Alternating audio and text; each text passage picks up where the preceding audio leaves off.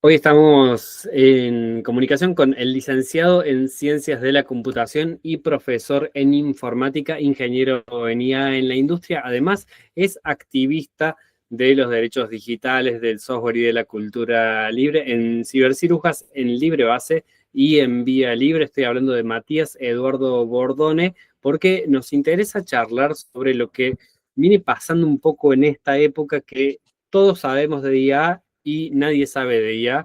Esas son como conversaciones en torno a la expresión que me parece como sumado a nuestra práctica cotidiana de estar todo el tiempo, si la IA te lo resuelve o no te lo resuelve, o yo sé, yo no sé nada. Son parte incluso de nuestras conversaciones cotidianas y después a la hora de pensar también nuestras prácticas en artes, también andan dando vuelta a esas conversaciones y para hablar de ello entonces estamos con Matías. Matías, gracias por sumarte a este espacio de encuentro de tecnología educativa. No, muchísimas gracias a ustedes por la invitación, seguro que la vamos a pasar súper bien y no tengo ningún problema en que me cortes y me hagas todas las preguntas que hagan falta, lo que sea para que los estudiantes puedan tener ahí un buen material también, así que vamos. Matías, diferencia entre inteligencia artificial e inteligencia tradicional, pero en medio de eso nos surge un poco esta pregunta de cómo podríamos hacernos una imagen gráfica de todo el universo de lo que se suele decirle inteligencia artificial, si hay como algunos puntos que aclarar en ese englobe que podemos nombrar de inteligencia artificial. Contanos un poco. Yo sé que es bastante complicado porque hay un montón de términos que si uno no está en el ambiente parecen todos lo mismo, pero a mí siempre me ordena tener un pequeño mapa y charlar un poco de qué relación hay entre diferentes conceptos como para poder diferenciar y entender de qué se trata, ¿no? Pero pues, quería empezar como contando un poquito de qué se trata la inteligencia artificial. Yo pues, ahí les traje para compartir un poquito un diagrama. A los ñoños les puede servir que se llame diagrama de Venn o diagrama de conjunto, pero a mí me ayuda para entenderlo. Pero básicamente no es lo mismo inteligencia artificial que machine learning, que data science, que big data o que deep learning. Son un montón de palabras que uno a veces se pregunta, che, ¿son lo mismo, no son lo mismo, que tienen que ver una cosa con la otra? Como ven, no son lo mismo, pero hay relaciones muy cercanas una con la otra. En particular, me gustaría empezar por el concepto de inteligencia artificial, que me gustaría compartirles que hay mucha bibliografía, obviamente, dando vuelta. Hay un libro muy clásico que se llama Inteligencia Artificial, un enfoque moderno, que en el primer capítulo da mínimo 4 definiciones de inteligencia artificial. Eso para que sepan ustedes que si escuchan distintas definiciones de inteligencia artificial, es normal, es lógico, ni siquiera la legislación de la Unión Europea, cuando hace la regulación sobre inteligencia artificial que está en este momento, es súper clara sobre qué se entiende por inteligencia artificial.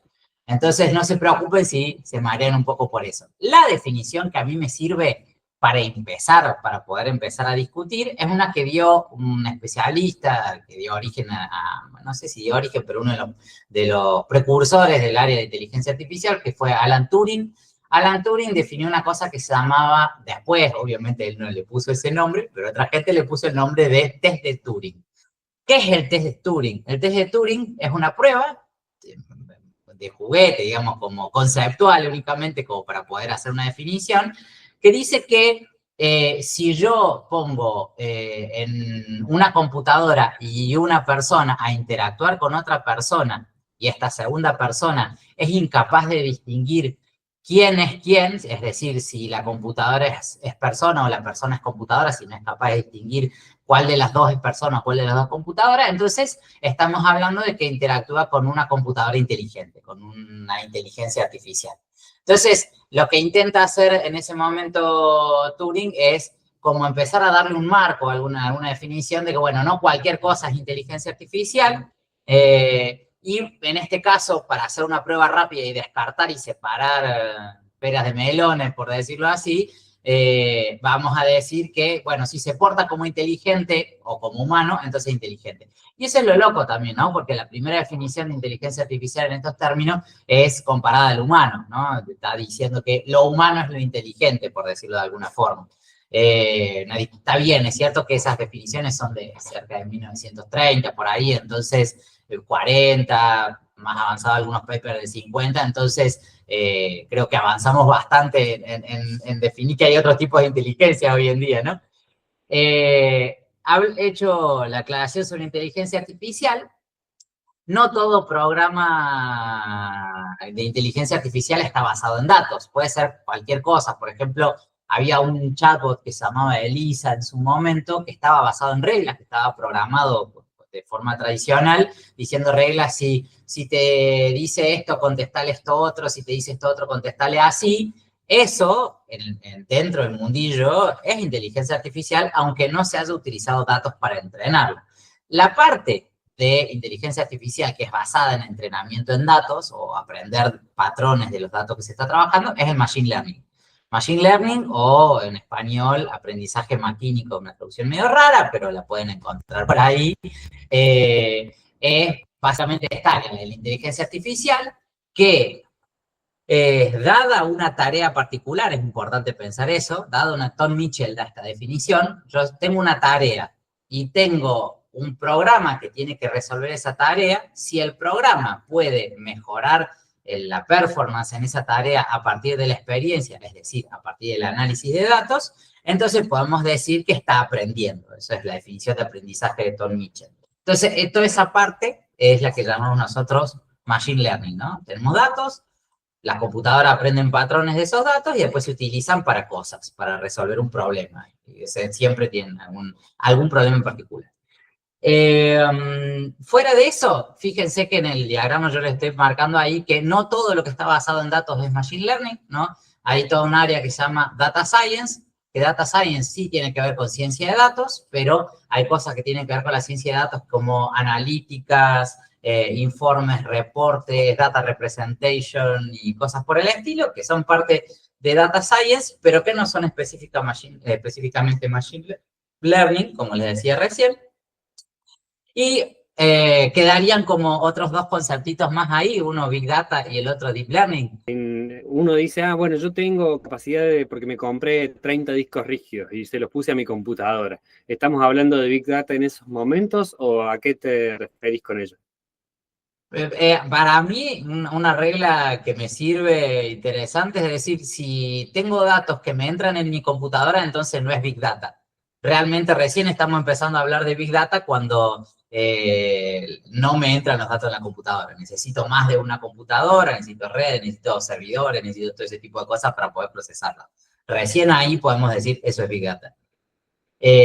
Bueno, y junto con esto, la última definición que les quería traer tenía que ver con lo que se llama Deep Learning, que es un término que está muy de moda hoy en día. En realidad, Deep Learning tiene que ver con las redes neuronales. Las redes neuronales son conceptos que son del campo de la física, que ya voy a charlar un poquitito sobre qué se trata, de que tienen que ver con intentar hacer una representación de la neurona humana, ¿no? No humana, neurona de los seres vivos que tienen neuronas, cerebros. Entonces, dentro de toda esta cosa que se llaman las redes neuronales, en los últimos años se dio un avance muy importante en un concepto que no es cualquier red neuronal, sino lo que llaman deep learning, que es tener como muchas capas de neuronas, que se le dice, para resolver un problema, y eso es lo relativamente moderno que ha habido hace poco, y que hace la diferencia con lo que eran las redes neuronales de los 50, 60, 70, digamos, ¿no? Así que, bueno, hechas esas aclaraciones, sí me gustaría pasar un poco a que charlemos un poco, bueno, qué diferencia hay entre el machine learning tradicional y dónde está parado dentro de todo este dibujo la parte de IA generativa, que es la que está de moda hoy, ¿no? Perfecto, contanos entonces las diferencias y esta IA generativa, qué posición, qué punto tiene dentro de todo este dibujo y, bueno, y qué alcances están pudiendo tener con ello. Bueno, ahí dentro de lo que es el dibujito, dentro de Deep Learning iría la parte de IA generativa, que es la que está de moda ahora. Ahí vamos a contarla. Antes le voy a plantear un poco el punto de partida de qué entendíamos por IA tradicional o Machine Learning tradicional en realidad. para que nos demos un poco de cuenta de no solamente los principios de funcionamiento, sino qué es lo que intenta hacer. La inteligencia artificial tradicional, o Machine Learning, como yo les comentaba recién, intenta resolver un problema basado en datos. Por ejemplo, preguntas que uno puede hacer. Esta foto tiene un gato o un perro. El domingo va a llover.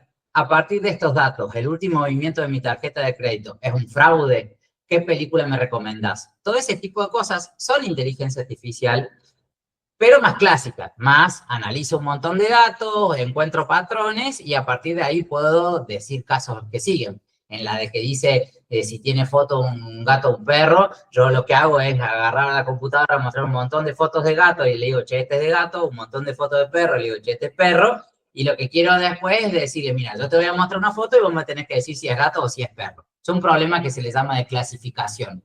El del domingo va a llover también es clasificación porque es un sí o un no. El es spam, por ejemplo, también es de Machine Learning. Esto es spam, esto no es spam. Es parte de lo que se entiende por Machine Learning también en su época.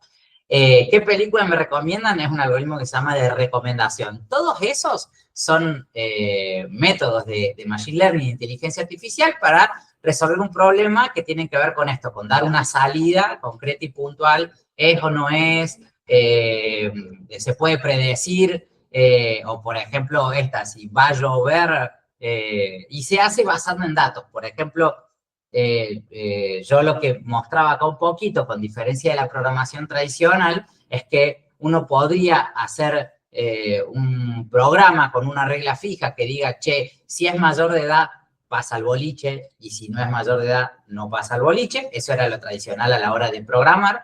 Cuando nosotros lo hacemos a partir de datos, lo que hacemos es, fíjense, les muestro ahí un ejemplo de datos, ¿no? Es decir, bueno, tengo nombre, tengo edad, tengo día que intento pasar y pregunta si es verdadero o si es falso. Entonces yo lo que hago es darle una tabla enorme a la computadora con estas columnas y digo, che, a partir de todos estos datos, fíjate qué patrón podés encontrar que me permita a mí decir si al final pasa o no pasa. Y a la derecha le pongo un grafiquito que me da de un programita que yo había hecho para testear esto, que arma como una especie de árbol de decisión, que se le llama, que lo que encontró como patrón a partir de todos estos datos no es el día, porque el día, bueno, cualquier día no tiene nada que ver con si pasa o no pasa, no es el nombre, porque no tiene nada que ver, sino que encontró alguna relación entre la edad y si pasa o no pasa. Y la relación que encontró es que si es menor de 19 años pasa y si es mayor de 19 años, al revés. Si es menor no pasa y si es mayor sí pasa. Entonces, ¿puede fallar? Puede fallar. Pero este es el Machine Learning clásico, ¿no? Analizo datos, busco patrones para resolver un problema como este. ¿Qué tiene de loco la generativa? Que ahora pasamos a esta siguiente presentación. Las inteligencias artificiales generativas no tienen que ver con que yo le dé un dato y me diga qué característica tiene, o qué propiedad tiene, o me resuelve un problema, le digo, o bueno, esta fecha va a llover o no va a llover, o todo ese tipo de cosas, sino que tiene que ver con que intenta generar nuevos datos que sean parecidos a los datos anteriores. Por decir, esa es la principal diferencia. ¿Cuál es el objetivo? El objetivo de la IA generativa es generar datos nuevos a partir de los patrones que haya encontrado en los anteriores. Y ya vamos a ver un poquito sobre cómo se hace eso. Pero acá a la derecha les muestro un poquitito algunas de las grandes marcas que están hoy en día, que se ponen de moda. Por ejemplo, OpenAI es la empresa que está detrás de ChatGPT. Stable Diffusion es un software para generación de imágenes muy, muy conocido. Esas tres llamas que están ahí es la inteligencia artificial de Facebook o de Meta, ¿no? Y tiene tres llamas porque la última versión de su ya vamos a ver que se llama así, modelo de lenguaje, es llama 3. La M con los lentecitos es la empresa Mistral, que es una de las empresas más grandes europeas, es de Francia, y le compite a OpenAI, a Claude, hay como un montón. Abajo tienen una que se llama DALL-E, que DALL-E fue una de las primeras IA generativas de imágenes, que es de OpenAI, que compite de tú a tú con Stable Diffusion. Y a la derecha de la imagen está una llamita chiquita, que es, o llama, se llama el programa ese, que es para poder levantar poder hacer funcionar modelos de lenguaje, modelos de inteligencia artificial en nuestras propias computadoras. La carita feliz se llama Hugging Face, que es una de las empresas más grandes del mundo hoy en día en inteligencia artificial y que se basa en ciencia abierta. Todos los modelos que hacen, todos los datos que tienen, todas esas cosas están a libre disposición y se pueden descargar y se pueden utilizar. Y Bloom, un proyecto académico de las universidades de Europa para hacer un modelo de lenguaje que hable todos los lenguajes de la Unión Europea. Fíjense que dice ahí, tiene 59 lenguajes cargados, por decirlo así. Entonces esto como para que conozcamos un poco los actores que hay hoy en día alrededor de lo que es IA generativa. Pero... contanos, entonces, estábamos hablando de la diferencia entre IA generativa e IA tradicional y queríamos también que nos puedas contar un poquito cómo funciona esta inteligencia artificial generativa. Dale. Voy a separarlo un segundo para que se den una idea de lo que son, lo que llamamos nosotros modelos de lenguaje y modelos de generación de imagen. Porque tienen algunas similitudes, pero quisiera empezar con la parte de modelos de lenguaje, que es la parte de inteligencias artificiales generativas que generan texto. Así después le damos paso a la otra parte. Entonces, nada, nosotros hoy en día, si hablamos de un modelo de lenguaje, capaz que no tengamos idea de qué se trata un modelo de lenguaje, pero tenemos experiencia con los modelos de lenguaje, les juro que tenemos experiencia con los modelos de lenguaje, porque un modelo de lenguaje solamente es un programa que genera texto, ¿no? Y el modelo de lenguaje más cotidiano, inclusive muchísimo más que ChatGPT, que usamos absolutamente todos los que alguna vez tocamos un celular, son los predictores de texto. ¿No? Los celulares tienen todo, un predictor de texto, y que yo voy escribiendo y me trate de adivinar cuál es la próxima palabra que voy a escribir. Eso básicamente es un modelo de lenguaje súper rudimentario, pero funcionan así. Y ChatGPT es lo mismo, pero con muchos esteroides, para que se den una idea. Entonces, sí me gustaría mostrarles, que pongo acá una presentación en cómo es esa parte de completar el texto, ¿no? Entonces, cuando yo escribo, por ejemplo, en el celular, un me voy a, el celular intenta adivinar cuál es la próxima palabra que voy a poner, que es dormir, morir o matar, por ejemplo, podrían ser palabras que siguen después de me voy a. En cambio, si yo le pregunto a ChatGPT, che, completar la frase me voy a, y dice tomar un café para recargar energía, cree que te dé varias opciones, qué sé yo, entonces me está completando. En el fondo, ChatGPT funciona así, lo que va haciendo es agregando letra por letra o palabra por palabra de la oración que ya venía antes. Solo que como tiene mucho sentido, porque se acuerda de todo el resto de la frase que había antes, es como que va escribiendo en el momento, ¿no? ¿Cómo diantres hace ChatGPT para poder hacer esta magia? Me gustaría comentar que ChatGPT y todos los otros modelos de lenguaje grandes son, precisamente se llaman LLM, Large Language Models, son modelos de lenguaje grandes, que juegan a este mismo juego. Trate de adivinar la palabra, la letra que sigue, la instrucción que sigue, o todo ese tipo de cosas. ¿Y cómo pasa? Pues yo te propongo un juego a vos, Abu, te digo, ¿qué pasa si yo digo, lo tengo en la de la lengua? ¿Vos qué pondrías? Pondría punta. Me parece, creo que todo el público aquí presente podría llegar a pensar más o menos la misma palabra. Sería muy raro que alguien piense otra palabra. ¿Por qué crees vos que se te vino a la cabeza la palabra punta? Porque en mi memoria se ha utilizado muchas veces esa expresión y entonces tengo de alguna manera un recuerdo de que cuando hay una palabra que falta, la palabra que corresponde es punta. Me parece perfecto. ¿Entendiste joya en la idea de cómo funcionan los modelos de lenguaje? Ya sos un experto. Entonces, solo para los que nos están escuchando, es un poco eso. Lo que hacen los modelos de lenguaje es analizar grandes cantidades de datos, de información, de texto que están dando vuelta y, en cierta forma, lo que hacen es sacarle probabilidad. Entonces, yo por eso le pongo acá un ejemplo, digo, lo tengo en la de la lengua, y si yo miro eso, la probabilidad de que vaya a la palabra punta por lo menos para lo que yo he escuchado toda mi vida y lo que he leído toda mi vida, es altísima. Y la palabra, por ejemplo, lo tengo en la zángano de la lengua, tendría una probabilidad muy baja. Nunca en mi vida, creo que yo, escuché la expresión lo tengo en la zángano. Entonces eso tendría una probabilidad muy, muy baja. Entonces, ¿qué hace ChatGPT?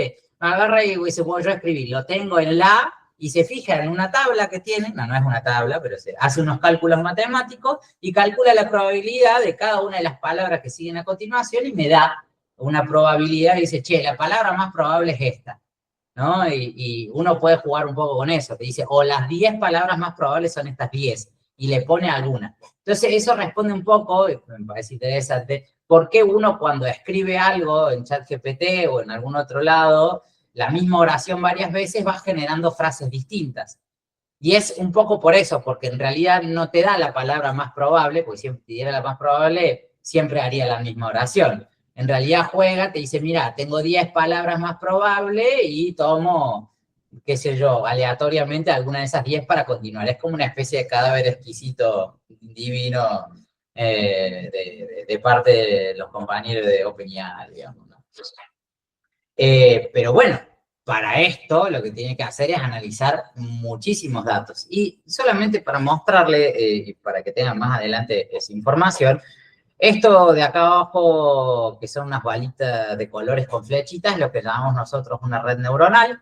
Entonces, por decirlo de alguna forma, en donde estarían las verdecitas, entraría la oración que yo ya tengo. Entonces yo le doy de comer la oración que yo ya tengo hasta ahora, y hay ahí unas funciones que hacen que pasen a las otras bolitas que son las celestes y te dice, che, mira, tiene esta palabra, esta palabra, esta palabra. Entonces, hace unos cálculos que están más a la derecha que voy a mostrar, y a la salida, la amarillita me diría, bueno, la palabra que sigue de esa oración es punta. Por ejemplo, si yo le doy de comer, lo tengo en la, hace todos esos cálculos y en la parte amarillita me contesta punta, ¿no? Y después vuelve a hacer lo mismo. Vuelve a meterle en la parte verde, lo tengo en la punta, y lo que sigue, de. Y así sucesivamente me va generando toda una oración, ¿no?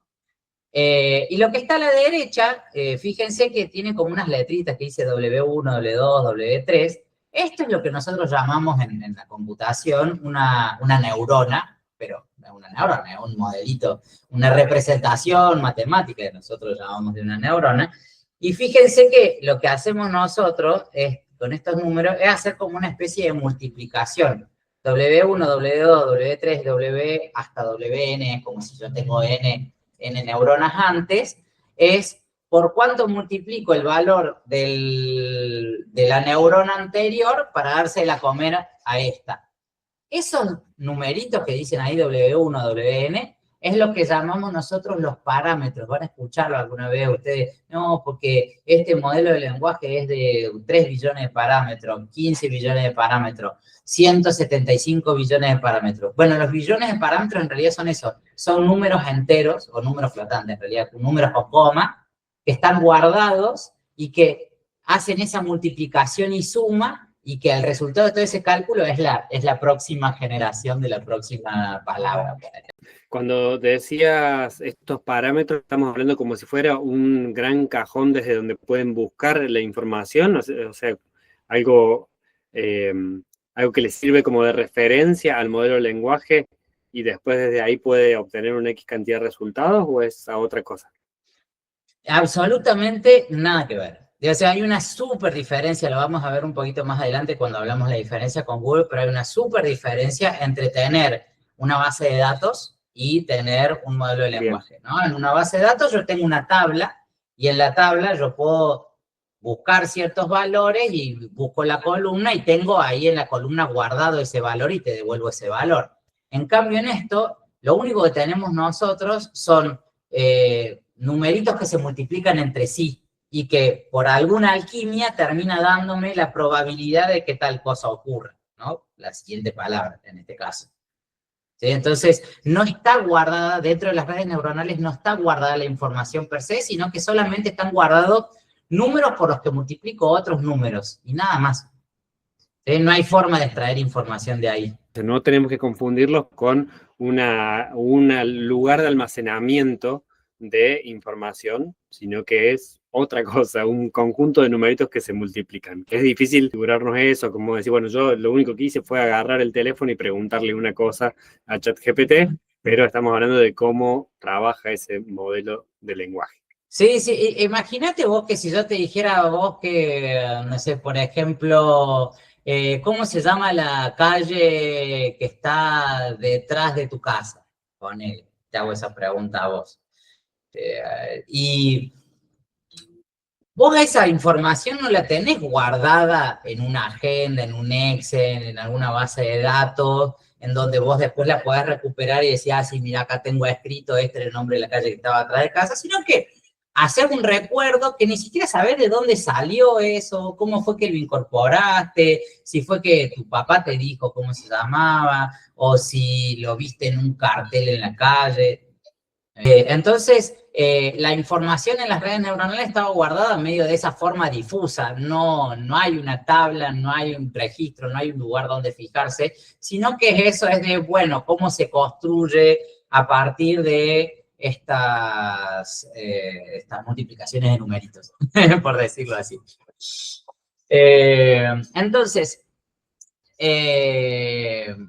acá les quería traer como para que si en algún momento quieren jugar un poquito y ver un poco cómo funciona, si alguien es lo suficientemente ñoño y curioso como para poder buscarlo, hay una página que les estoy pasando que se llama bbicroft.net/LLM, que compara cómo son estas estructuras de redes neuronales de distintos modelos de inteligencia artificial que hay dando vueltas por ahí, y pueden ver inclusive la diferencia de tamaño que hay entre uno y el otro, ¿no? Eso yo se lo dejo ahí para si lo quieren curiosear en algún momento, pero sí, esto les permite ver, por ejemplo, que las palabras las convierten en números y esos números son los que se multiplican básicamente, ¿no? Debe ser un poco lo que se hace como la magia que tiene la inteligencia artificial generativa. Ahora, bien, yo les dije que todas estas cosas se entrenan a partir de un montón de datos, ¿no? Digo, yo agarro un montón de datos y todo esto, en este caso que estamos hablando de texto, digo, bueno, agarro un montón de texto y empiezo a sacar probabilidades de que aparezcan palabras después de otras y ese tipo de cosas. Bueno, ¿cuáles son esos datos? Ahí les comparto un segundito, pero obviamente Internet es es una muy grande fuente de información para este tipo de cosas, pero en particular, a mí lo que me gustaría que piensen ustedes es si las inteligencias artificiales son entrenadas a partir de datos, ¿qué datos son los que están ahí? ¿De dónde salen? ¿Quién los elige? ¿Cómo los elige? ¿De dónde los sacan? ¿No? Bueno, acá hay un par de lugares de donde se saca mucha información. Por ejemplo, Common Crawl incluye cosas de diarios que estaban públicamente, de Wikipedia, y acá uno puede empezar a discutir mucho después también, porque hay gente que, por ejemplo, en este momento hay juicios de parte de las grandes editoriales de libros o también de editoriales de diarios que están haciendo juicios a OpenAI, a Anthropic, a Meta, que son las empresas más grandes que están haciendo modelos de inteligencia artificial, por el uso indebido de su contenido para hacer el entrenamiento, etcétera, etcétera, ¿no? Entonces, esa es una discusión que todavía no está saldada para nada, ¿no? Es un tema que, Matías, vamos a estar abordando en este año también con otro ciclo de entrevistas, porque da mucha vuelta el tema de la autoría y de qué manera obtuvieron o se hicieron de los permisos, si es que los tenían y qué responsabilidades tienen en torno a eso. Sí, solo decir, es una discusión bastante fuerte, inclusive política, ¿no? En este momento, por ejemplo, el presidente de los Estados Unidos está haciendo una presión bastante fuerte para que haya una especie de condonación en aras de la tecnología para no bloquear al progreso sobre la propiedad intelectual de los libros y etcétera, pero bueno, eso no está para nada saldado en este momento.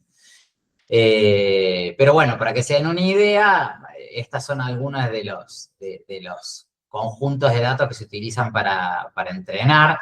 Common Crawl es parte de la web, BookCorpus son libros de dominio público y libros electrónicos, abajo, por ejemplo, PubMed es una base de datos médicos y ciencias de la vida, ArchiveX son artículos científicos principalmente de física y de matemáticas, mucho de inteligencia artificial también metido ahí. El proyecto Gutenberg, que es una recopilación de libros de dominio público. Bueno, acá estamos hablando únicamente de libros que tienen licencia o contenido que tienen licencia para ese tipo de cosas. Pero está probado de que la mayor parte de las inteligencias artificiales actuales usaron una cantidad increíble de libros que no están en dominio público para entrenarse. Y bueno, me parece una pregunta interesante para tener más adelante. Así que, bueno, buenísimo que vaya a una entrevista sobre eso después. Bien.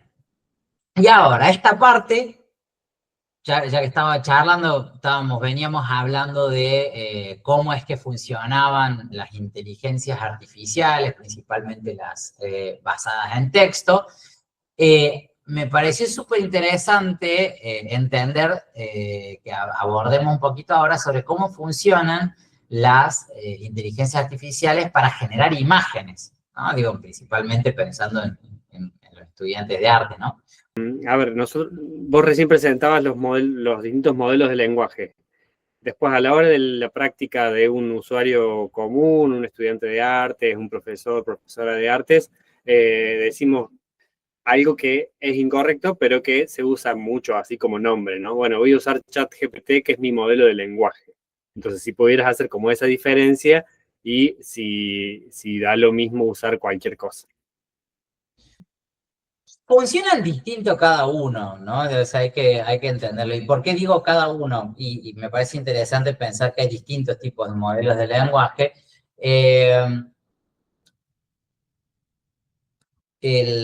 A mí me gusta decir que no existe la inteligencia artificial, ¿no? Eso, le pregunté a la inteligencia artificial, porque en realidad no existe la inteligencia artificial, sino que existen programas de inteligencia artificial distintos, hechos por distintas personas, entrenados con distintos conjuntos de datos, con determinadas características. A ver si quería ver. Bueno, sí, ahí lo vamos a ver más adelante. Y que tienen características distintas, ¿no? Porque, no sé, no es lo mismo distintos tipos de autos, no es lo mismo un Fiat que un Ford, no es lo mismo un convertible que una 4x4, como que cada una de esas construcciones tiene sus características distintas. Y eso se basa en el objetivo que tenga cada uno. Entonces, por ejemplo, ChatGPT surgió en su momento con la idea de ser la IA dominante, ¿no? La inteligencia artificial generativa de texto dominante, que todo el mundo lo utilice, etc. Pero después, dentro de sus disputas, apareció, por ejemplo, Anthropic. Anthropic es una empresa que se armó a partir de toda la gente que mucha gente que se había ido de OpenAI, porque OpenAI en su momento comenzó como una fundación, ni siquiera como una empresa, ¿no? Empezó como una fundación por el progreso de la ciencia y de la técnica. Entonces, al principio, OpenAI publicaba todo lo que hacía, por decirlo de alguna forma, ¿no? Ellos hacían, si ustedes lo buscan por ahí por internet, GPT-1 y GPT-2, por ejemplo, que son las dos primeras versiones de GPT que había hecho la gente de OpenAI, están públicos los papers, están públicos inclusive quizás los datos, se puede descargar eso para poder usarlo en tu computadora, están como súper público todo eso porque habían arrancado con la idea esta de, bueno, vamos a hacer el progreso de la ciencia, de técnica, etc. Cuando empezó a andar bien la cosa, lo cerraron, ¿no? Entonces, como dejaron de publicar cómo se construían, qué hacían, qué datos utilizaban, empezaron a no hacerse cargo de algunas discusiones más bien éticas que tiene mucha gente sobre qué se usa, qué no se usa, cómo funciona, permiten que los chicos lo puedan utilizar o no, un montón de cosas por el estilo, y con gente que se empezó a desencantar de OpenAI, se armó esta otra empresa que se llama Anthropic, que ellos tienen otro modelo de inteligencia artificial que se llama Claude. Claude, por ejemplo, lo que intenta hacer es, se preocupó antes que ChatGPT de los problemas de las alucinaciones, de no mentir, de programar correctamente. Por ejemplo, ellos fueron los primeros que sacaron un programa de inteligencia artificial para la academia que no te escupía los resultados, sino que te empezabas a reflexionar sobre lo que vos le preguntabas. Entonces es como, ellos se pusieron como el eslogan de decir, bueno, nosotros somos la inteligencia artificial que se preocupa por los humanos, por una mirada ética, por una mirada, sí, una mirada humanista de la cosa, ¿no? Por decirlo así. En particular anda bastante bien. Es un poco más cara, pero anda piola, a mí me gusta. Después, otra empresa grande, por eso estamos hablando de diferencias, que dio un batacazo hace poco fue DeepSeek, que le fue la empresa china que por culpa de ello perdió como un 30% el valor de las acciones de Nvidia en su momento y de OpenAI, como que Estados Unidos se puso muy nervioso cuando DeepSeek sacó su modelo. ¿Por qué? Porque dijeron, bueno, nosotros consumimos muchísimo menos dinero y muchísimo menos hardware, tenemos muchísimo menos impacto ambiental, lo hacemos más barato y publicamos todo y publicamos todos los papers, cómo lo hicimos y todo. Entonces, como que cuando DeepSeek decidió abrir todo su ecosistema, lo que terminó como marcando fuertemente fue que le mostraba a todo el mundo cómo estaba hecha la cocina, por decirlo así. Entonces muchas más empresas podían participar, enterarse, aprender, digamos, una especie de democratización de la inteligencia artificial, por decirlo así. Y lo mismo con Meta. Meta, que es la empresa de Facebook, ellos también en un momento dijeron, che, nos estamos quedando atrás de todo esto, entonces empezaron a generar sus modelos de inteligencia artificial y en un momento que vieron que estaban muy, muy atrás, decidieron hacerlo abierta sus modelos de inteligencia artificial para que cualquiera lo pueda descargar y utilizar como una estrategia de competencia, ¿no? Entonces, bueno, las distintas empresas tienen esas cosas. Y eso estamos hablando de empresas, pero después hay modelos de inteligencia artificial generativa que están hechos específicos para cosas más puntuales, ¿no? Por ejemplo, hay un proyecto, yo lo quería mencionar más adelante, pero está súper interesante, un proyecto que se llama LATAM GPT, que LATAM GPT es un proyecto de modelo de lenguaje que se está haciendo principalmente impulsado por universidades chilenas, pero hay gente del FAMAF de acá de Córdoba, hay gente de Argentina, de Uruguay, de Perú, de México y demás, que tiene el objetivo de armar una inteligencia artificial que hable los dialectos que se hablan en Latinoamérica y que tenga datos de entrenamiento basado en el conocimiento de Latinoamérica. Porque todo lo que, nada, ya nos estamos yendo para el lado de los sesgos y ese tipo de cosas, pero bueno, básicamente, como charlaba recién, vos cuando estás entrenando en datos, el que elige qué dato meterle y qué dato no, medio que marca la impronta también de qué contenido y qué comportamiento va a tener la inteligencia artificial. Y un ejemplo concreto, por ejemplo, que es ChatGPT, al principio, o sea, tiene muchísimo más datos en inglés que en español y tiene muchísimo más datos de la historia de Estados Unidos que de la historia de, no sé, Mozambique, Argentina, no sé. Entonces, vos le preguntas cosas de Estados Unidos y va a andar bastante bien. Le preguntas cosas de Argentina y quizás no ande tan bien, ¿no? Esa es una también. Así que no da igual que uses. Bueno, Matías, contabas recién en relación a texto. En un ratito seguro que vamos a estar retomando todo el tema sesgos, que es un tema que nos interesa mucho también y también desde nuestra mirada latinoamericana. Pero, ¿cómo funciona lo que se conoce como generación de imágenes? Bien, a mí me pareció súper interesante cuando me puse a estudiar un poco. Yo trabajo principalmente con modelos de lenguaje de texto. Yo, de hecho, trabajo en la industria con eso. Trabajo haciendo chatbot y ese tipo de cosas. Pero yo me preguntaba mucho también cómo trasladamos esta parte de decir, bueno, yo tengo probabilidades de cadenas de texto para generar imágenes. ¿Qué pasa con eso? Y bueno, leyendo y buscando por ahí, el concepto que más la pegó con la parte de generación de imágenes fue un concepto que se llama de difusión estable. Que por eso se llama Stable Diffusion el modelo que está por ahí dando vueltas, que está súper de moda, ¿no? Entonces, ¿qué quiere decir difusión estable? Bueno, vayamos un segundito para otro lado. Imagínense, ahí pongo un dibujito, tengo un balde de agua, le tiro una gotita de tinta, esa gotita de tinta se empieza a difundir, ¿no? Lo que es en un proceso de difusión, que es bastante caótico, que no hay un orden, no es que podamos calcular fácilmente hacia dónde va cada gotita de tinta, para qué lado, lo que sea, y si dejamos pasar el tiempo suficiente, eso se va diluyendo y se va difuminando para todos lados y terminamos con un recipiente que ahora va a tener mezclado tinta y agua por partes iguales o casi igual, ¿no? Por decirlo así. Entonces, lo que estaba loco es, en ese momento, pensar cómo podemos hacer para separar el agua de la tinta. ¿Vos crees que se puede hacer algo por el estilo? Yo creo que no. Una vez que está, la imagen que me viene es, una vez que ya se tiñó todo, sonamos. Bien. Por suerte, con el agua parece ser que sí, pero con las imágenes parece ser que no tanto, que se puede hacer algo.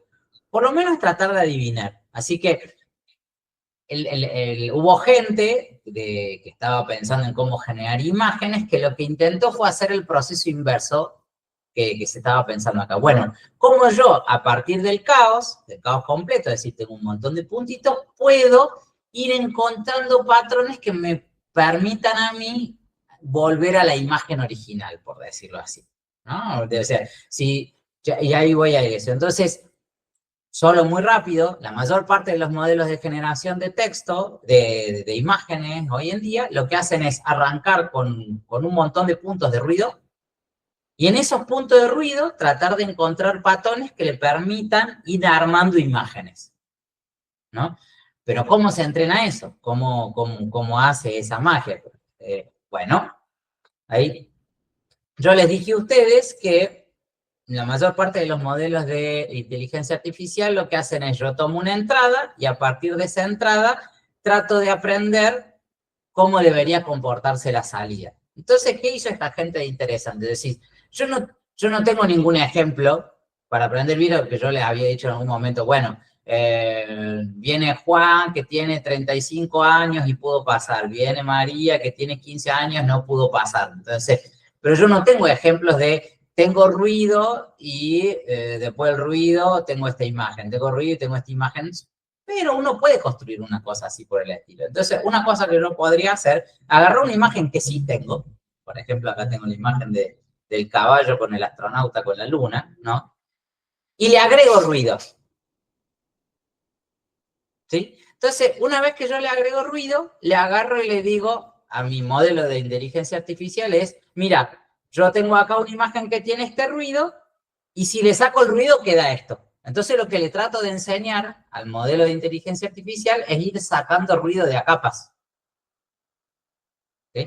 Entonces, fíjense que yo lo que sí puedo hacer para generarme a mí mismo mi conjunto de datos, como le había hace un rato, uno cuando necesita generar Machine Learning, lo que necesita es datos para poder entrenar a tu modelo de inteligencia artificial para que haga lo que vos querés. ¿Y qué es lo que vos querés? Generar una imagen. Entonces, me tengo que fabricar algún conjunto de datos que me permita decir, bueno, quiero generar esta imagen, quiero generar esta otra imagen, quiero generar esta otra imagen. Entonces, lo que puedo hacer es el proceso inverso. Yo agarro una imagen, le voy metiendo ruido, y le digo a la inteligencia artificial, bueno, este ruido, después pasa esta otra imagen, de esta imagen paso a la otra, de esta imagen paso a la otra, y así a la cantidad de veces que yo lo quiera hacer.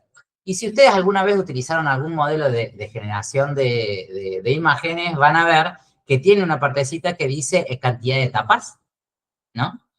Bueno, es básicamente eso, es la cantidad de veces que va a repetir este proceso de, bueno, a partir de la imagen que yo tengo, hago un siguiente paso para la otra imagen. ¿Sí? Es como que el modelo generativo lo que aprendes es a ir generando imagen a partir de la imagen anterior. ¿Sí? Y mientras más veces hagas esa iteración, más detalle le va agregando, ¿viste? Entonces, acá en este modelo de cómo le enseño, en la fase 1 que digo de difusión directa, es agarro una imagen y le voy metiendo ruido. Y con eso hago mi conjunto de datos. Y en la fase 2 lo que hago es decirle a la compu, mira, yo si te doy este ruido blanco que tengo acá abajo a la derecha, de todo, si te doy, me tenés que contestar con este caballo medio borroso. Y si te doy el caballo medio borroso, me tenés que contestar con el caballo menos borroso. Y si está el caballo menos borroso, me das uno que no esté borroso para nada, ponele, ¿no? Y va aprendiendo el camino inverso. Ahora, y esta es una parte interesante. Una cosa que uno puede llegar a pensar es si lo que hacen estos modelos de inteligencia artificial es agarrar a partir de ruido, ir generando imágenes, ¿cómo controlo yo qué imagen se genera? Porque sería absolutamente aleatorio, ¿no? Porque, o sea, porque tiene el mismo principio que cuando nosotros le buscamos forma a las nubes. Nos tiramos en el piso y vemos el cielo y de repente esa nube tiene forma de león, ponele si estamos, de Simba. Y bueno, las compus hacen más o menos lo mismo, pero bueno, está condicionada de cierta forma. ¿Cómo aprende esos condicionamientos la computadora? Bueno, nosotros en realidad estoy haciendo un poco de trampa. Yo les dije a ustedes que le doy una imagen y le voy agregando ruido. En realidad no le doy una imagen, le doy una imagen con texto. Entonces yo agarro una imagen que tiene una descripción, ponele. Entonces, en realidad lo que va a aprender la computadora es, si yo te doy una imagen borrosa, volvemos al anterior segundito, pero si yo te doy un ruido y un texto que dice pantera, león, macho, león, lo que le estoy condicionando de alguna forma a la computadora es decirle, bueno, dentro de todos estos puntitos que están acá, búscame algunos que tengan forma más o menos de león, ¿no? Y dentro de estos puntitos con línea, bueno, delimitame un poco más cómo es la forma del león. Y después, una vez que tenéis las líneas, bueno, más o menos agregarle los colores al león, ¿viste? Como esa es la cosa que va aprendiendo de a poquito. Entonces, hay forma de agregarle restricciones a la inteligencia artificial para que esa generación de imagen no sea completamente aleatoria, sino que obedezca a la descripción, por ejemplo, que tenés. Y eso es lo que nosotros le decimos usualmente el prompt. Generame una imagen de un león metido en la sabana con un fondo color medio verdecito y amarillo, fotorrealista. Digo, si alguna vez probaron hacer ese tipo de imágenes, siempre uno tiene que hacer una descripción lo más completa posible de la imagen que uno quiere. Y bueno, lo que va a hacer la IA en sí es agarrar un ruido aleatorio de por ahí y le empieza a buscar patrones que coincidan con esa descripción que vos le diste y me va generando esa imagen. Y también pasa otra cosa, otra restricción que uno puede llegar a tener también es, bueno, le agrega color. ¿Cómo sabe qué colores va a ponerle a las imágenes? Bueno, ahí yo también puedo apelar a esta técnica de tengo la imagen original y la altero para reproducir la imagen original.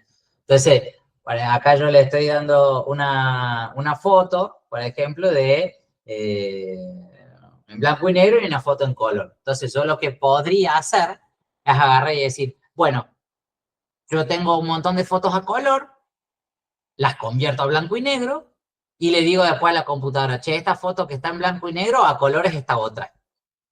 Así que aprende a cómo se colorea. ¿Sí? Entonces también es otra forma de restricción que pueden ir aprendiendo estos modelos de inteligencia artificial. Y por último les quería mostrar, digo, abajo, que eso lo mismo ocurre con las obras artísticas.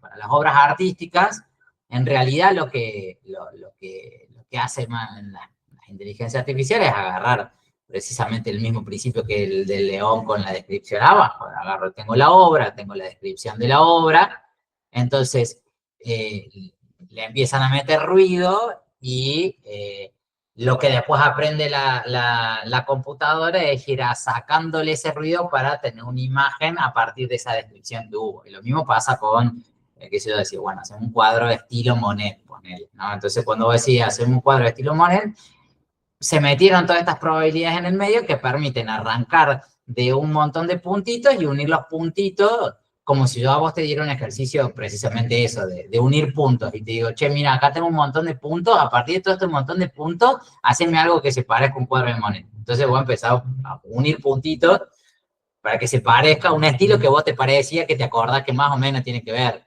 ¿no? Bueno, eso es un poco lo que hacen las inteligencias artificiales. También por eso es medio loco también pensar si efectivamente hay plagio, ¿no? Porque también se discute un montón de veces eso. Vos decís, bueno, pero plagio es cuando yo agarro una copia y digo que es mía. Bueno, esto no es una copia. Entonces, es efectivamente plagio. Y bueno, no tenemos en este momento leyes de propiedad intelectual que definen exactamente cuál es el proceso que hacen las inteligencias artificiales para trabajar con las obras de arte, ¿no? Hablamos de texto, hablamos de imágenes, pero hay otro tema que nos interesaba charlar con vos, que es, estamos frente al teléfono, frente a la computadora y queremos buscar algo. Y cuando queremos buscar algo, nos preguntamos, ¿es lo mismo buscar en Google o en otro navegador, en Bing, en DuckDuckGo o en el que fuera, que buscar en algún espacio que utiliza inteligencia artificial? Para nada. Digo, como creo que un poquito lo pudimos ver cuando me preguntaste de si se guardaba efectivamente la información dentro de la inteligencia artificial o no. La respuesta en ese momento fue no, no se guarda la información, se guardan probabilidades, ¿no? Por decirlo así, y a partir de esas probabilidades se va generando de nuevo dato, ¿no? Esa es la forma de trabajar que tienen esas inteligencias artificiales.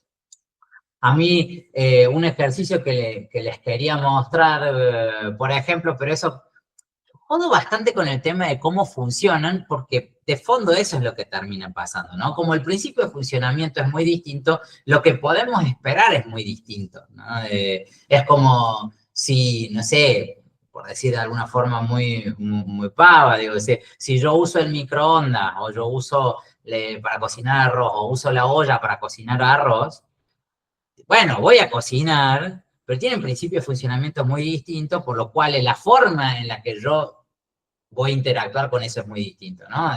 Qué sé yo, si hago arroz en la olla, tengo que asegurarme de que no se me seque, porque se me va a pegar todo el fondo. En cambio, si lo meto en el microondas, bueno, nada, no va a pasar eso. Pero tampoco le puedo meter metal dentro del microondas, ¿no? Entonces, como hay que tener en cuenta cuáles son los principios de funcionamiento para ver cómo hago de mi interacción con la tecnología con la que estoy trabajando en ese momento. Entonces, cualquier buscador, en particular Google, podríamos decirlo como el más conocido, lo que hace es hacer como una especie de análisis de todas las páginas web que hay dando vueltas alrededor del mundo y las ordena de alguna forma. Entonces, cuando uno le hace una pregunta a Google, lo que hace es decir, la pregunta interna es, ¿qué páginas de Internet se parecen a esto que me está preguntando el usuario? Y ese es el ranking que hace. Entonces, te va a devolver a vos, no te va a contestar, que ese creo que es un poco la diferencia, no te va a contestar con una respuesta concreta, sino que te va a decir, che, mira, vos preguntaste esto, en todos estos lugares hay información relevante sobre lo que vos me estás diciendo. Entonces vos ahí tenés una relación súper directa con la fuente de información, ¿no? Bien, por ejemplo, yo le voy a preguntar quién es Matías Bordone. Sí. Pues yo le pregunto quién es Matías Bordone, porque uno puede hacer preguntas como que diga, bueno, yo quise hacer alguna pregunta que no soy tan importante como para que ChatGPT se acuerde de mí. Entonces dije, bueno, voy a hacer alguna pregunta que me permita a mí mostrar un poco esa diferencia. Entonces, yo, si voy a Google y le digo, ¿quién es Matías Bordone? El Google tiene por ahí indexado, se le dice usualmente, pero tiene registrado en alguna especie de agenda un montón de páginas web en donde aparece mi nombre de alguna forma. Entonces dice, ah, mira, acá tenés un sitio web que es el sitio web de Matías. Mira, trabaja en el FAMAF, dice Cordobeses Niá, Matías Bordone egresó del FAMAF. No sabía que estaba esa página web. Fue un experimento fortuito. Salió mis redes sociales, qué sé yo. Entonces, Google con lo que te contesta en ese caso es con las páginas web en donde aparece información relevante sobre mí, ¿no? Si hago esta pregunta. Ahora, si yo le pregunto a ChatGPT, hola, don ChatGPT, ¿quién es Matías Bordone? Fíjense que me responde, no tengo información directa sobre una figura destacada llamada Matías Bordone en mi base de datos. Se ve que hasta octubre del 2023, fíjense que esto es muy importante lo que le está diciendo ahí, Dice, es posible que sea una persona menos conocida o que sea de hecho relevante en un contexto local o más reciente. Si me da más detalles sobre quién es o en qué contexto lo escuchaste, podría ayudarte mejor. De acá podemos sacar algunas pequeñas conclusiones, digamos, así que primero, que ChatGPT, como yo les había comentado hace un rato, no tiene una fuente de información, sino que a partir de probabilidades de análisis de texto va generando la respuesta. Y evidentemente, en los datos que le dieron de entrenamiento a ChatGPT no aparece mi nombre en ningún lado. Digo, si me dicen, no conozco una persona relevante que se llame Matías Bordone, porque alguien le dio de comer esos datos o no. ¿Viste? Y bueno, nadie le dio de comer ningún dato sobre mí. No me ofendo, no me importa que OpenAI sepa algo de mí. Pero bueno, evidentemente no soy tan importante como para que alguien de OpenAI haya pensado, che, hay que agregar información sobre Matías Bordone, ¿no? La otra cosa que me parece interesante de este experimento es que dice, en mi base de datos hasta octubre del 2023. Y esta es una cosa que es muy importante, que los modelos de lenguaje, una vez que se entrenan, no se actualizan. Entonces, ChatGPT-4, por ejemplo, porque es el modelo que yo utilicé acá, GPT-4, está entrenado hasta octubre del 2023, por ejemplo, en este caso. No sé si será exacta la información, pero ellos dicen que supongamos que nos inventó y que es otra fecha. No importa, el concepto es el mismo. Los modelos de lenguaje están entrenados, o sea, hacen todos estos cálculos en algún momento particular. Todo lo que pase después de eso no está en su radar, porque no es información que se agregó en el momento del entrenamiento. ¿Sí? Claro, ahí tenemos una gran diferencia con lo que es en el buscador de Google, porque si hay algo que se vuelve tendencia en un momento, el buscador lo va a encontrar muy fácil, mientras que en este caso no va a saber de dónde agarrar vuelo, ¿no es cierto? Se puede decir que soy tendencia. Ahora, por ejemplo, podría ser que Matías Bordones sea una persona súper archiconocida, pero cuando le preguntaste usó una base, un modelo que no tenía posibilidad de acceder. Y tampoco, tampoco encontró otro Matías Bordones No, no que había exista en otro. el mundo. Claro. No. Una cosa que uno podría probar, si uno tiene ganas de, pero quiero hacer esta aclaración, que van a ver ustedes que las empresas de inteligencia artificial son conscientes de esta limitación. Y como son conscientes de esta limitación, lo que empezaron a hacer fue empezar a introducir una búsqueda previa antes de contestar. ¿Sí? Que eso es un concepto que, si tienen ganas de jugar con eso, se llama generación aumentada por recuperación de información, que quiere decir, bueno, como yo sé que mi modelo de lenguaje es medio limitado, fue entrenado en un momento, lo que puedo hacer es buscar información que tenga que ver con eso que yo estoy preguntando, se la doy de comer a mi modelo de lenguaje y que genere una respuesta a partir de eso. Entonces van a ver, por ejemplo, en ChatGPT o casi cualquier otro modelo de hoy en día, que tiene una opción que dice buscar en Internet. Entonces, la opción de buscar en Internet es precisamente eso. Entonces, mi recomendación primera para todos los que son estudiantes o trabajadores de la academia, lo que sea, es que en el 99.99% de los casos, si van a trabajar con información, activen la opción de buscar en Internet, porque lo que va a hacer, en ese caso, la inteligencia artificial es primero buscar en Internet la pregunta que vos le hiciste, traer todas las páginas, o sea, hacer lo mismo que hace Google primero, y después lo que va a pasar es, como si imagínense que están charlando con Google, Google va a decir, che, mira, están todas estas páginas que hablan de Matías Bordone, fíjate vos que te sirve de todo esto, entonces lo que va a hacer ChatGPT es decir, mira, recopilé todos estos datos, ahora sí te puedo hacer un perfil de Matías Bordone a partir de lo que encontré en Internet, ¿no?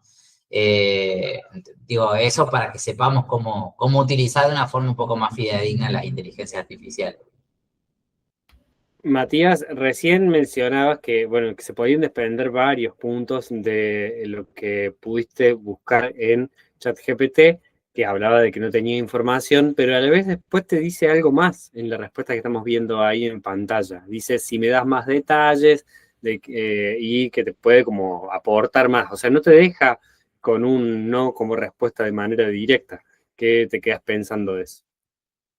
No, a mí una cosa que se está discutiendo mucho, y está bueno que vos lo hayas traído a colación, pero que se está discutiendo mucho hoy en día es, por decirlo de alguna forma, de hecho fue un problema con ChatGPT 5, que es cada vez más servicial, por decirlo así. Es como que a la gente no le gusta que los contradigan ni que nada, ¿viste? Entonces, medio que los modelos de inteligencia artificial están todos entrenados a partir de datos que los obligan a tener que contestarte de alguna manera, ¿no? Entonces, un experimento que uno puede hacer, que es hasta gracioso inclusive, es decir, che, ¿de qué color es el sol? Le decís, bueno.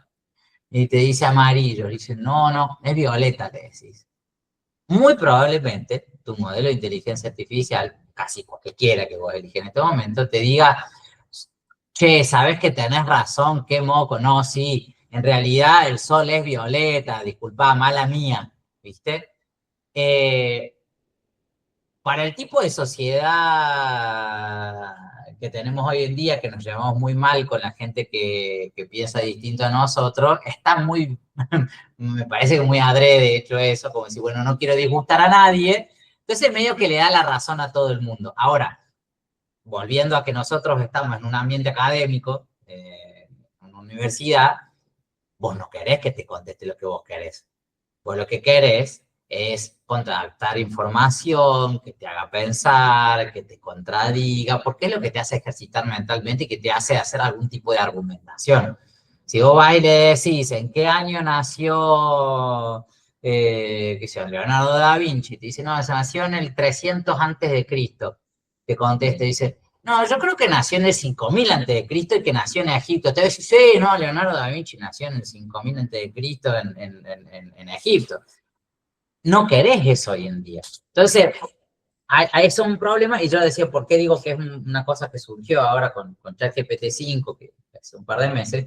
Porque efectivamente fue uno de las primeras críticas. Apenas salió ChatGPT 5, empezaron a haber anuncios en todos lados de que ya se estaban pasando de mambo con eso, ¿no?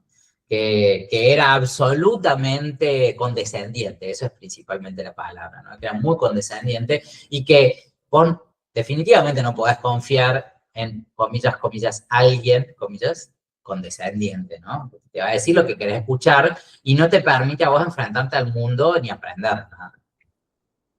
Está clarísimo, re interesante. Hay que quedarse pensando un poco en eso y en también cómo en nuestra sociedad a veces buscamos incluso estos chat GPTs de la vida cotidiana que nos dicen lo que nosotros Sí. queremos escuchar y que en realidad no nos permiten avanzar en una mirada y en un crecimiento desde lo distinto, desde lo diverso. Matías, Perdón, y te sumo en sí. esto porque, por lo que estás diciendo vos, hay un montón de discusiones en este momento, por ejemplo, sobre la salud mental, ¿no? Digamos, estamos en una época, en una sociedad en donde la discusión sobre la salud mental es altísima, es importantísima, y en particular estamos en un país que tiene una altísima cantidad de personas que asisten al psicoanálisis, por ejemplo, y ese tipo de cosas. Y ante esta necesidad hay discursos que son muy complicados como de la democratización de la salud mental a partir de decir, bueno, podés tener tu psicólogo con ChatGPT. Es peligrosísimo, precisamente por eso que acabamos de decir. O sea, y han habido casos de suicidio, ¿no? De suicidio, lo estoy diciendo con la importancia que se merece el fenómeno, porque han habido casos en donde efectivamente, al ser tan condescendiente las inteligencias artificiales, le dan la razón a la persona y le dicen, sí, sí, tenés que hacer eso. Y ha ocurrido. Entonces, yo quería hacer un pequeño paréntesis en que le demos esa importancia cuando nosotros tengamos necesidades emocionales, psicológicas, de contención. Tratemos de no apelar a la inteligencia artificial porque hay un riesgo muy alto de que nos lleve por caminos más oscuros todavía. Súper importante ahí en eso que se van abriendo, ¿no? Dentro de este espacio de encuentro que estamos teniendo, se van abriendo otras preguntas que nos quedan para otros encuentros o para seguir dialogando ahí en un asado, en una juntada con compañeros y compañeras. Estábamos hablando de algunas críticas o reflexiones que tenemos que hacer en torno a esto y queríamos preguntarte también esta pretensión de verdad que a veces encontramos. Escuchábamos, por ejemplo, años antes, es verdad porque lo vi en internet o porque lo vi en algún otro lugar, y era muy probable que hayamos escuchado eso y que alguien justifique que porque lo había visto en internet es verdad. ¿Qué pasa con las respuestas generadas por inteligencia artificial? ¿Dicen la verdad? ¿Pueden mentir? ¿Qué son esto que se conoce como las alucinaciones? Bien, a mí me gustaría arrancar por las críticas que se hace a lo que aparece en Internet, ¿no? Hoy en día hablamos mucho de que es necesario el chequeo de datos, ¿no? Hay fundaciones inclusive que se dedican al chequeo de información, a ir en contra de lo que es la fake news y ese tipo de cosas. Entonces, uno podría tentarse de alguna forma en decir, bueno, en realidad, si Internet ya de por sí es poco confiable, bueno, ¿qué diferencia va a haber con inteligencia artificial? Digo, si me va a versear, Internet también me versea, decís vos. Sí, no, pero no es lo mismo. ¿Por qué no es lo mismo? Porque cuando nosotros estamos trabajando con Internet, en Internet vos tenés alguien que dijo algo y podés contrastarlo por lo menos. ¿No? Si tenés Juan me dijo que la Tierra es plana. Entonces vos vas, buscas información, tenés otra gente que piensa que la Tierra no es plana, podés contrastar opiniones, podés discutir, podés buscar pruebas, podés hacer un montón de cosas y hacer una parte de lo que es la construcción del conocimiento a partir de eso, pero principalmente basado en evidencias, ¿no? En evidencia, en pruebas, vos podés probar, podés buscar ese tipo de cosas. Entonces, sí, alguien te puede mentir, obvio que alguien te puede mentir, pero tenés muchos más recursos para poder generar tu propia verdad a partir de lo que ocurre en el uso de Internet de manera tradicional, ¿no? Cuando uno utiliza inteligencia artificial, como les dije recién, intenta ser servicial casi todos los casos y ser condescendiente. Entonces, hay una cosa que es muy loca, que apenas arrancaron los modelos de inteligencia artificial, empezó a hablarse de un fenómeno que se llama alucinación. ¿Por qué alucinación? Porque yo les dije recién, o sea, cuando uno va buscando probabilidades sobre frases, las probabilidades sobre frases es como, bueno, el modelo no tiene idea si eso que está diciendo es cierto o no es cierto. Solamente digo, che, mira, la palabra más probable que vaya después de esta es esta otra. Entonces, ¿y eso es cierto? No, ni siquiera tiene una concepción de verdad, no tiene una idea de decir si algo es cierto o no es cierto. ¿Qué quiere decir que algo sea cierto, no? Entonces, esta propiedad que tienen algunos modelos de inteligencia artificial de contestar cosas que parecen ciertas, pero la verdad no lo son, es lo que se llama alucinación, ¿no?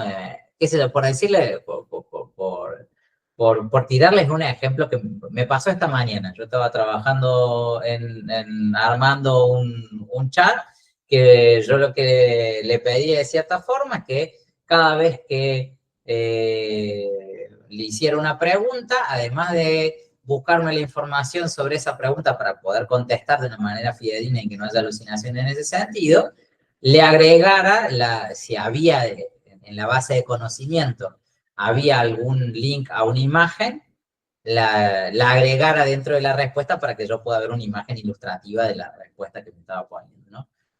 Y en un momento me encontré que me empezó a generar links de imágenes que yo los abría y estaban rotos. Yo digo, che, pero no tengo idea de por qué me está pasando esto. Y después me puse a ver ahí de dónde estaba sacando la información, y donde sacaba la información no había ningún link.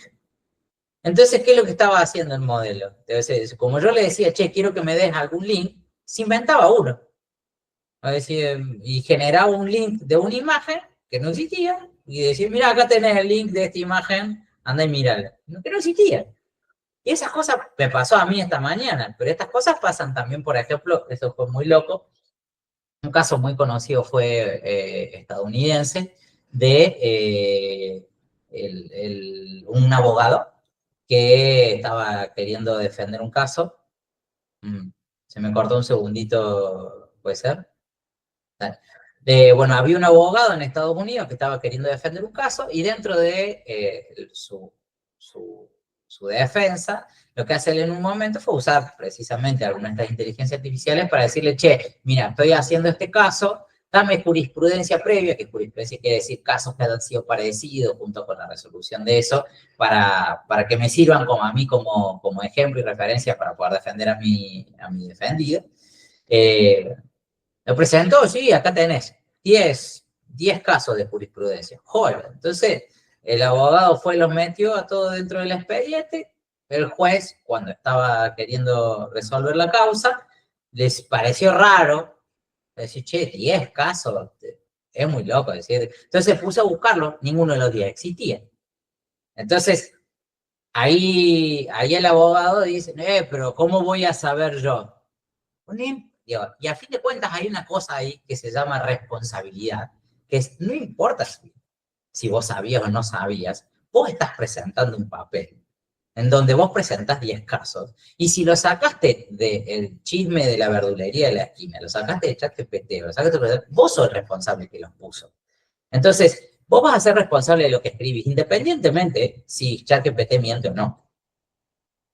Entonces, bueno, nada, en este caso particular que le pasó al abogado le dieron de baja la matrícula y lo suspendieron como abogado de por vida. Pero bueno, nada, va a haber aprendido, es un ejemplo para mucha gente, digamos. Y quería solamente en un segundito, a mí me pareció interesante, y en la presentación que les estoy pasando, hay un test que hace ChatGPT, que es agarrar un montón de preguntas de diferentes áreas temáticas, se las pregunta al chat, y el chat tiene que contestar ahí, o sea, tiene que contestar las preguntas, pero tiene la opción también de decir, ante algo no sé, ¿no? Entonces, por ejemplo, fíjense en estas métricas que yo les paso acá, hubieron, no me acuerdo si eran como 260 preguntas que se habían hecho el test, pero están ahí en el link si en algún momento lo quieren ver, que ChatGPT solamente dijo a 1% de las cosas, che, esta no sé, esta no me la sé. Después, al 24% de esas las contestó y estaba bien la respuesta, y a 75% de las preguntas las contestó mal, porque algo tenía que contestar. Esto a ver si yo lo tengo por acá. No, bueno, el otro día lo charlamos, pero básicamente hace poquito estuve leyendo un paper que tenía que ver sobre por qué los modelos estos alucinan, y una de las cosas que estaban locas que uno puede entender es como esta pregunta que digo, la tendencia a las alucinaciones, en general la IA está entrenada para responder algo, lo que sea, como un alumno que rinde un múltiple choice. ¿Por qué digo eso? Porque efectivamente, a nivel internacional, cuando se mide la calidad de los modelos de lenguaje, hay distintas métricas, hay distintas formas de medir la calidad de un modelo, y pruebas, ¿no? Pruebas para decir, bueno, hace bien esto otro. Y hay algunas pruebas muy importantes que se llaman MMLU, por ejemplo, que lo que hacen es medir la capacidad de un modelo de lenguaje de contestar preguntas. Y lo que tiene de loco es que la mayor parte de los chatbots, para tener un puntaje alto y poder venderse bien, intentan pasar eso, digo, sí, pero estos tests no te penalizan si tiras fruta. Solamente, digo, es como que, bueno, le pegaba o no le pegaba, está bien, pero por eso digo que es como un estudiante que está en un examen múltiple choice. Digo, si vos tenés 4 opciones, y si no tenés la más remota idea, bueno, si hay 4 opciones, le tirás alguna y tenés un 25% de probabilidades, un puntín. Claro, ahí es donde en la práctica que tuvimos en las escuelas secundarias o en distintos espacios, era que también aparecieron los profes que decían, bueno, contestás mal y te descontamos puntos. O sea, si pones cualquier fruta, nosotros te descontamos. De hecho, hay algunos cuestionarios, por ejemplo, lo que es la configuración de Moodle, que permite que uno, si puso incorrecto, se le descuenten algunos puntos. Bueno, acá no lo estamos teniendo. Matías, nos vayamos un poquito ahora a otro punto que nos interesaba, que era si la inteligencia artificial puede pensar o no puede pensar. Pasar por este punto súper rápido porque es muy loco poder decir, bueno, qué es pensar o qué no es pensar, pero me gustó una prueba que estuvo interesante que yo vi en un momento, que era, bueno, digo, si uno en la primaria aprende a multiplicar, ¿no? O sea, aprende a multiplicar y aprende y entiende, ¿no? Reflexiona, piensa cuáles son las reglas de la multiplicación, si yo te doy dos números, independientemente de largo que sean esos dos números, si vos te acordás cuáles son las reglas de multiplicación y pensás cómo las vas aplicando, lo vas a poder hacer, ¿no? Para cualquier número.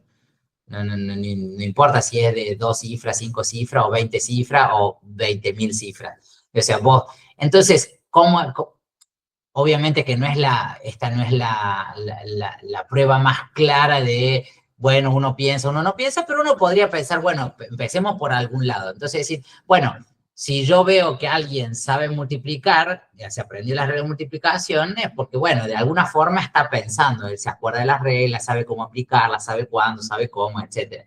En cambio, como yo les dije hace un rato, como los modelos de lenguaje aprenden por probabilidades, si vieron esa multiplicación alguna vez, por ejemplo, van a ver en un grafiquito que yo le estoy pasando ahí, que fíjense que si a esta prueba que se le hizo sobre O1 Mini, que era el modelo de ChatGPT que había si vos le das un número de una cifra por un número de una cifra, que es lo que se está mostrando acá, se hicieron un montón de pruebas, siempre le pegaba, estaba todo joya. Entonces digo, 2 por 2, 4, te decía. Si yo hago 2 por 9, 18, joya. Ahora, si vos haces, así es como leo este numerito, si yo hago uno de una cifra por una de dos cifras, también andaba bien. Si yo de, qué sé yo, 1 por 10, 10. 2 por 20, 40. Por ahí, todo joya. Ahora, fíjense que si yo empiezo a hacer crecer los dos números, y por ejemplo hago un número de 10 cifras por un número de 10 cifras, ¿no? ChatGPT ya contestaba mal le pegaba bien una de cada 4 veces. ¿Sí? Entonces, fíjense que mientras más crecen los números, peor andaba. Eso es porque esos números nunca los vio. Es decir, porque aprende de los datos, no aprende reglas. ¿Sí? Eso es lo loco que está hoy en día en el borde de la discusión de la inteligencia artificial. Los modelos del lenguaje que nosotros usamos en este momento no entienden reglas, no pueden aplicar reglas. No sé, entonces se ve acá, por ejemplo, si yo viera un chico que sabe multiplicar números, que en algún momento los números más grandes le empieza a pifiar lo que sea, como, bueno, vos te aprendiste de memoria todas las multiplicaciones, entonces por eso vos no entendés cómo multiplicar. Que es algo que uno critica también, ¿no? Cuando está en la academia. Es decir, una cosa es aprender de memoria algunas cosas, y otra cosa es entender el funcionamiento y poder aplicarlo en otros casos que no había visto antes, ¿no? Bueno, en ese sentido, las inteligencias artificiales que tenemos nosotros ahora andan bastante mal. ChatGPT, por ejemplo. Y cierro esta parte de cita con un ejemplo que me dio mucha gracia, que yo vi una noticia en Sataka, que es un blog de noticias tecnológicas, que decía que habían hecho jugar al ajedrez ChatGPT con Claude, ¿no? Como eligieron dos inteligencias artificiales y dijeron, bueno, acá están los tableros, hacerlos jugar, qué sé yo. Y nada, de repente empezaban las dos inteligencias artificiales, empezaban a inventar movimientos, como que de repente había un peón que avanzaba en diagonal, ponele, yo decía, los peones no pueden moverse en diagonal, ¿no? Entonces, es la regla, ¿no? Entonces, a mí me daba mucha gracia porque lectores de la noticia decían, pucha, qué inteligente ChatGPT, le hace trampa a Claude, ¿viste? Así. Y yo perdón que lo diga así, pero yo me cagaba de risa, porque digo así, el tipo es un bruto, que no entiende cómo aplicar las reglas, juega mal y la gente dice, qué capo, mira cómo le hace trampa al otro. Entonces, era muy gracioso. Claro, en otro lugar quedaría descalificado directamente. Matías, volvamos un poquito a algo que mencionaste hace un rato, que era el tema de qué son, cómo se generan y cómo analizan distintos sesgos, cuáles son los riesgos que estamos teniendo, y entre ellos vos nombraste el tema del sesgo. A ver si podemos retomar un poco eso, principalmente para quedarnos pensando, más que para salir con grandes respuestas. Sí, no, de una, que es un temón. seguramente que hay gente que va a discutir conmigo, pero a mí me gusta volver por eso, al por qué es importante entender cómo fue que se construyen estas maquinarias digitales, que yo les había comentado que todo esto surge de análisis de datos, ¿no? Entonces, los sesgos en general tienen que ver con, uno lo podría traducir en español a sentido común o estereotipos. No, entonces vos decís, ¿cómo es un argentino? Va a haber un estereotipo. ¿Cómo es un brasilero? Va a haber un estereotipo. ¿Cómo va a haber un africano? Hay gente dentro de Argentina que no corresponde al estereotipo que hay de argentino, más vale. Hay una banda. Pero como esto se maneja de manera probabilística, digo, si se basa en los datos que tiene, entonces se va a dejar llevar por lo que hay como mayoría dentro del conjunto de datos con el que se entrena, ¿no? Voy a tirar un ejemplo muy loco. Amazon, una empresa súper grande a nivel internacional, una de las 5 más grandes de software, tipo Microsoft o Google o Apple y demás, en un momento metieron un sistema de preselección de entrevistas de recursos humanos, ¿sí? Y en un momento que lo habían entrenado, como decir, bueno, tales tipos de, o sea, como le daban, como yo les dije, o sea, vos agarras un montón de currículum, entonces un montón de currículum, decís, este pasó la entrevista, este no pasó, como decirlo de alguna forma, entonces vos eso te puede, digo, si uno lo piensa de manera muy naif, puede pensar, decir, bueno, entonces me hago un sistemita que me reconozca cuáles son los currículums que van a pasar y cuáles son los que no, y que después me muestre solamente los que yo ya sé que van a pasar, por decirlo de alguna forma. Y me ahorro todo el laburo de leer todos los que no pasarían. ¿Qué encontraron en un momento? Que casi sistemáticamente, por lo que la experiencia previa, en el ámbito tecnológico, las mujeres no entran y los varones sí. Entonces, de repente, entrenaron un sistema de inteligencia artificial que hacía filtrado de currículums, que una de las principales características para filtrar los currículums es si era varón o si era mujer, por ejemplo, ¿no? Entonces, ahí lo que dijeron los de Amazon fue como, no, jamás, ¿cómo vamos a hacer esto? No puede ser. Entonces, sacaron del currículum ¿cómo se llama? El género, ¿no? Dijeron, bueno, listo, sacamos el género, problema resuelto, ya no tenemos ese problema, no vamos a filtrar más por género. Bueno, nada, porque resulta que después se encontraron con que seguía comportándose más o menos de la misma manera, porque uno puede inferir el género por un montón de cosas que están en el currículum. Por ejemplo, ¿cuál fue la escuela? Si vos fuiste a una escuela que era solo de señoritas, bueno, listo, está. De ahí también. Entonces, hay una cuestión ahí que tiene que ver con el sesgo, que es súper difícil de tratar porque es cultural, ¿no? Esto estamos diciendo el sesgo preexistente, ¿no? Tenemos un sesgo cultural que a veces no nos gusta reconocerlo, pero que todos lo tenemos y que es lo primero que nos sale un montón de veces. Entonces, hay una discusión ahí muy fuerte en la que yo tengo mi partido, obviamente, que es, bueno, entonces, en realidad, si son los datos que existen en el mundo, entonces no es un sesgo, porque lo único que hacen es reflejar el mundo. Bueno, vieja, no, las leyes están hechas para ciertas cosas, no debería haber discriminación. Bueno, no me importa si es lo que hace todo el mundo o no lo hace todo el mundo. Yo necesito una inteligencia artificial que no discrimine por género a la hora de asignar trabajo, por ejemplo. No, lo que pasa es que sería un laburazo bárbaro. Problema tuyo si es un laburazo bárbaro arreglar ese problema que vas teniendo, pero vos no podés vender técnicamente un producto técnico que tiene ese problema. No me importa si es que es difícil de resolver o no es difícil de resolver. Entonces, ese es uno de los temas que hay con el sesgo. O sea, el sesgo cultural o preexistente ocurre a partir de extraer prejuicios y estereotipos que hay de los datos ya de entrenamiento, ¿no?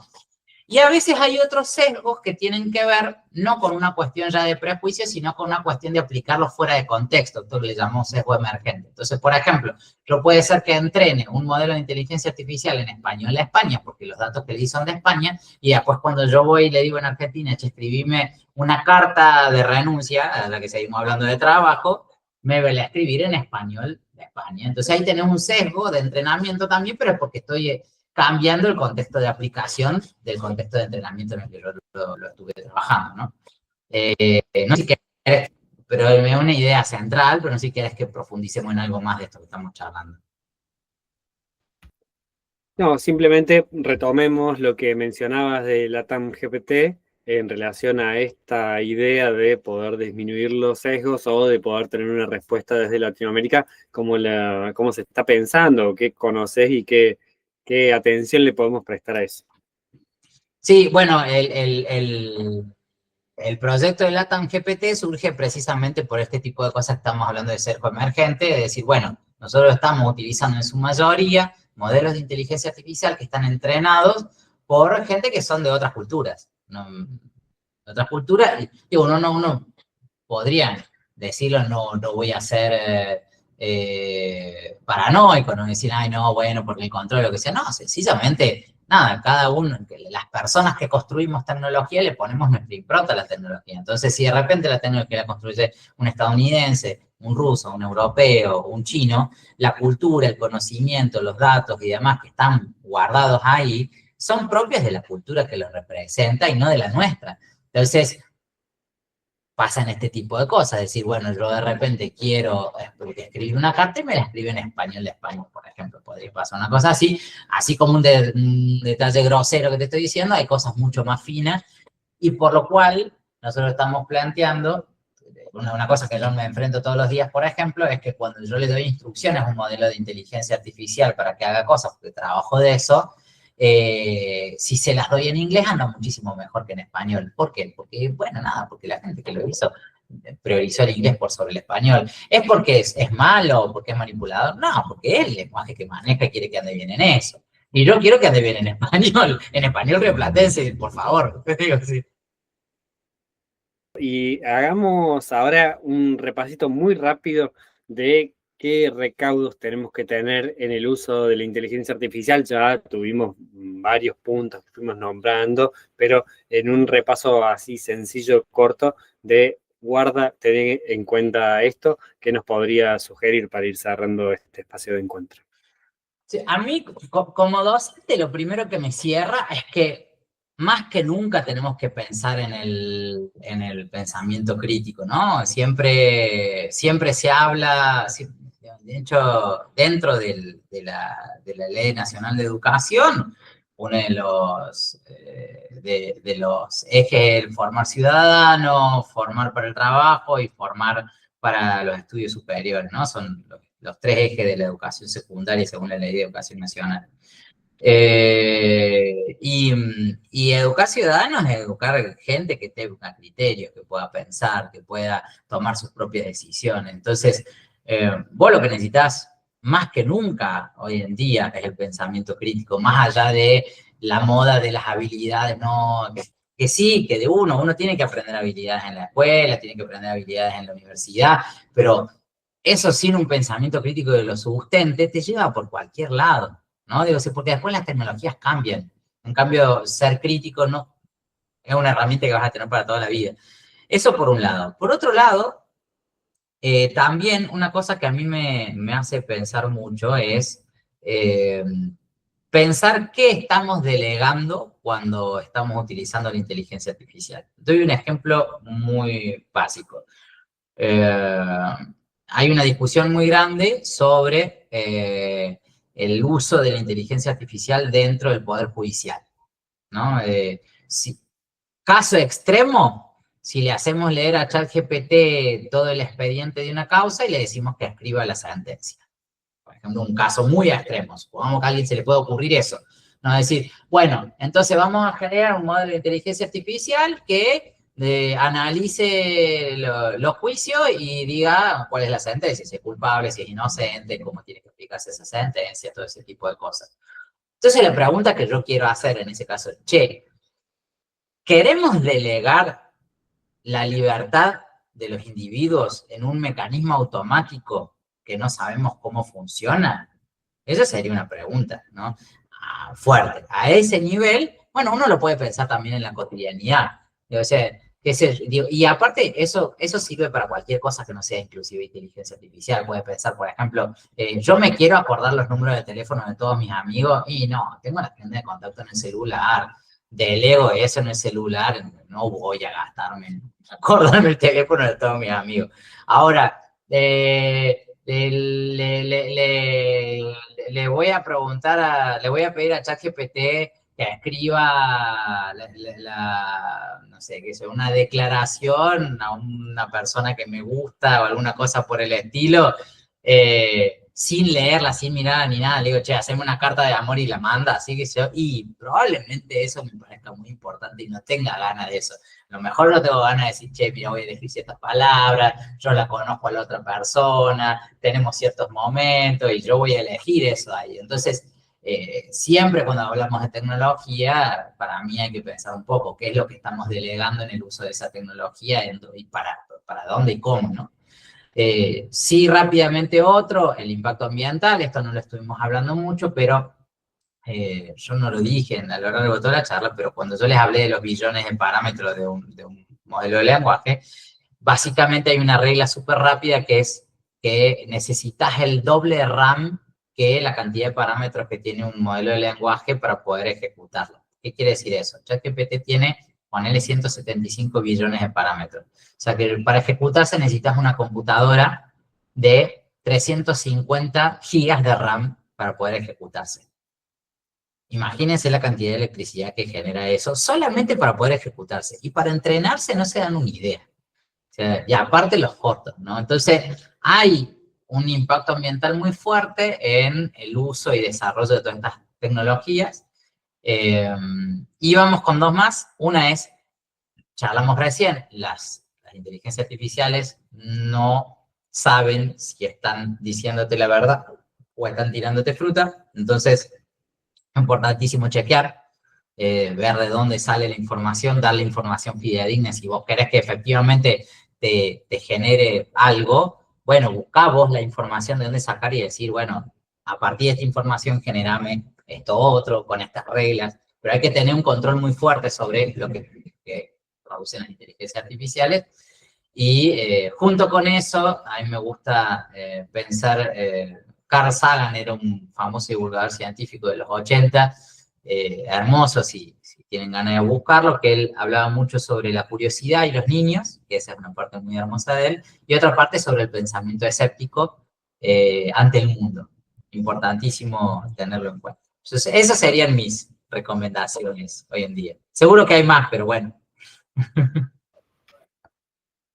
Matías, muchas gracias por este espacio de encuentro que nos damos con tecnología educativa, con el PAMEC, con la Facultad de Artes, en tiempos muy importantes para lo que es la formación de nuestros espacios, en este contexto también que venimos viviendo como facultades y la importancia de la formación y la importancia de encontrarse y encontrarnos también a pensar. Ha sido un gusto charlar con vos y seguramente nos quedamos ahí pensando y nos quedaron muchos caminos para seguir investigando y profundizando. Así que gracias, muchas gracias. No, muchísimas gracias a vos y a todos ustedes. Y bueno, estoy a disposición cuando quieran. Un abrazo enorme.